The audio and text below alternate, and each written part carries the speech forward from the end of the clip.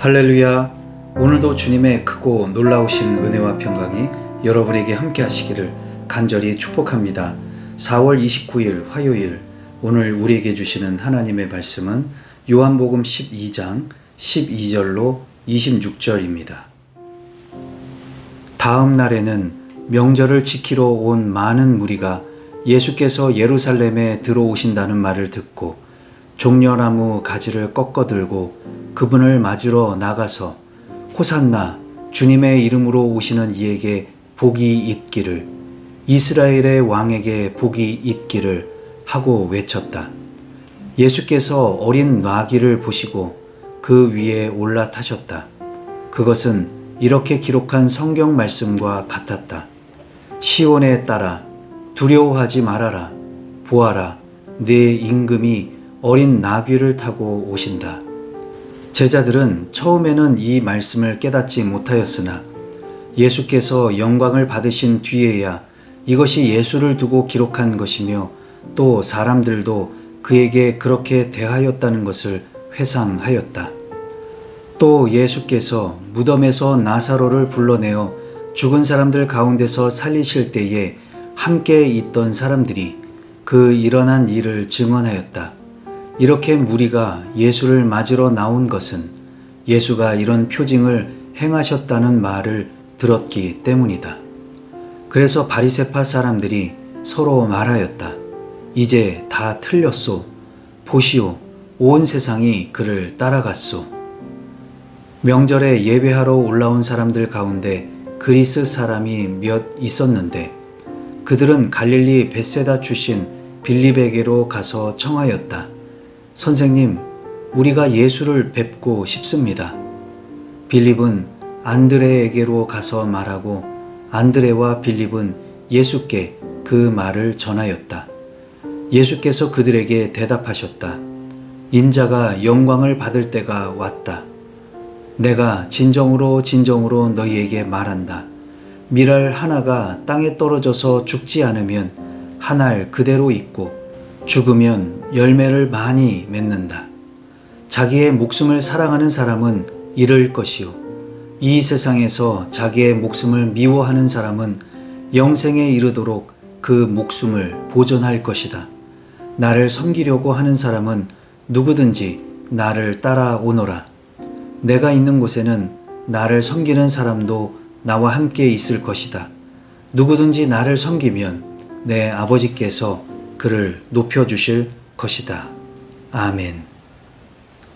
오늘은 예수님이 예루살렘에 입성하셨던 이야기와 그 후에 그리스 사람들이 예수님을 찾아왔던 이야기입니다.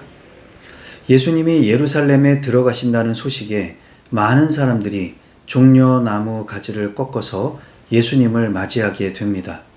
그들은 예수님을 향해 호산나를 외쳤습니다. 호산나는 지금 구원해 주십시오라는 뜻의 환호성이지요.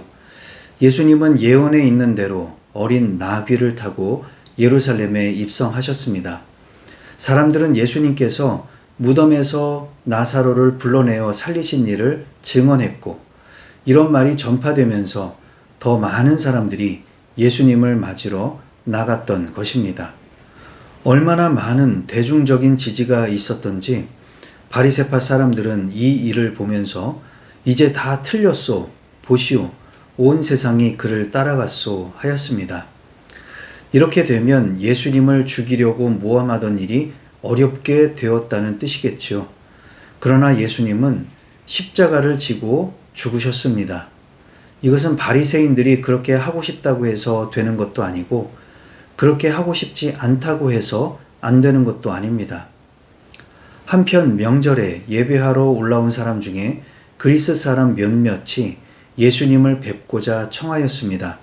그때 비로소 예수님은 자기가 영광을 받을 때가 왔다고 말씀하시지요. 지금까지 예수님은 때가 이르지 않았다고 하셨는데 그 때가 이제야 도래했다고 말씀하신 것입니다. 그러면서 밀알 하나가 땅에 떨어져서 죽지 않으면 한 알 그대로 있고 죽으면 열매를 많이 맺는다고 하시고, 사즉생, 생즉사의 말씀과 함께 나를 섬기려고 하는 사람은 나를 따르라고 말씀하십니다. 나를 섬기면 내 아버지께서 그를 높여주실 것이라고 하십니다. 자, 그럼 오늘 주신 말씀을 붙들고 우리는 어떻게 살아야 할까요? 첫 번째로, 증언을 하고 있습니까? 예수님이 예루살렘에 들어가실 때 많은 사람들이 몰려왔습니다. 그들은 저마다 종려나무 가지를 들고서 호산나를 외쳤고 예수님을 구원자로 환영하였지요. 이렇게 많은 인파가 몰려와서 예수님을 찬양하고 영접했던 것은 17절과 18절에 그 이유를 자세히 밝히고 있습니다. 그것은 예수님께서 나사로를 살려주실 때에 그 곁에 있었던 사람들이 이 표징을 증언했기 때문입니다. 사람들은 그들의 증언을 듣고 예수님을 믿었고 예수님을 영접하기 시작했던 것이죠. 그들은 나사로의 증인들이었지만 우리는 예수님의 증인들입니다. 우리는 예수님의 부활을 땅끝까지 이르러 증인해야 하는 사람들입니다. 지난 주일 마침 우리 교회는 전도에 관한 성경 공부를 했는데 증언하는 것에는 3가지 종류가 있다고 했습니다. 첫 번째는 1대1로 만나기 어려운 경우 전도지를 나누어 주는 것입니다. 선물을 나누어 주거나 간단한 복음 메시지가 적혀 있는 편지를 건네는 것도 좋겠지요. 두 번째는 1대1로 만나 이야기를 나눌 수 있는 경우입니다. 이런 경우에는 사형리 같은 복음 메시지를 전해주면서 설명을 하는 것입니다. 꼭 사형리가 아니라고 하더라도 내가 믿고 내가 아는 예수 그리스도를 전해줄 수 있겠지요. 세 번째는 일주일에 하루나 이틀 정기적으로 만나서 1시간 이상 성경 공부를 함께 해보는 것입니다. 적절한 교재를 선택해서 함께 성경을 읽고 풀어가면서 체계적인 공부를 진행하는 것이죠. 말씀이 그 사람의 마음 문을 열고 그리스도를 영접하도록 도와줄 것입니다. 로마서 10장 14절에 선포하는 사람이 없으면 어떻게 들을 수 있겠습니까? 개역 개정으로는 전파하는 자가 없이 어찌 들으리요 라고 했습니다. 이렇게 증언하는 사람이 되셔서 많은 사람들을 주님께로 인도하시기 바랍니다.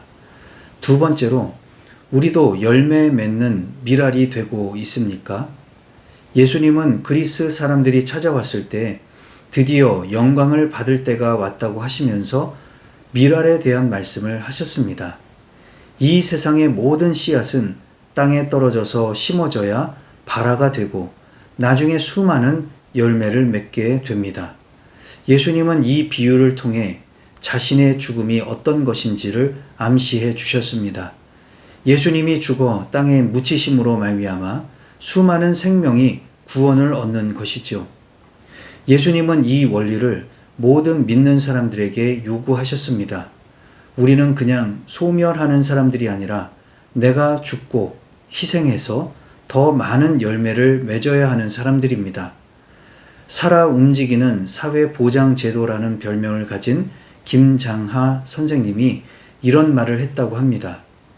똥은 쌓아두면 구린내가 나지만 흩어버리면 거름이 되어 꽃도 피우고 열매도 맺습니다. 돈도 이와 같아서 주변에 나누어 주어야 사회에 꽃이 핍니다. 제가 볼 때에 사람도 마찬가지인 것 같습니다. 사람이 먼저 희생하고 섬기고 낮아지면 그 자리에 꽃이 피고 더 많은 열매가 나타나게 되는 것이죠. 오늘은 나 자신에게서 무엇을 죽이고 무엇을 희생할 수 있을까요? 정해 보시고 실천해 보셔서 많은 열매를 거두시기 바랍니다. 오늘도 성령님과 동행하며 오직 예수님만 전하시는 증언자들이 되시기 바랍니다.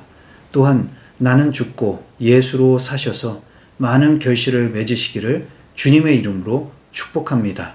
기도하시겠습니다. 사랑과 은혜가 풍성하신 하나님 아버지, 오늘도 말씀으로 새날을 열어주시니 감사를 드립니다. 우리는 주님의 증인입니다. 더 생생한 증거를 보여주시고 보여주신 것을 말하고 증언하여서 많은 사람들을 주님께로 인도하게 하옵소서. 또한 주님께서 그러하셨듯이, 주님께서 말씀하셨듯이 우리도 한 알의 밀알이 되기를 원합니다. 무엇이 죽어야 하는지, 무엇을 희생하고 섬겨야 하는지 깨달아 알게 하시고 그 자리에서 더 많은 결실을 맺어가는 우리 모두가 되게 하여 주옵소서. 예수님의 이름으로 기도하옵나이다. 아멘.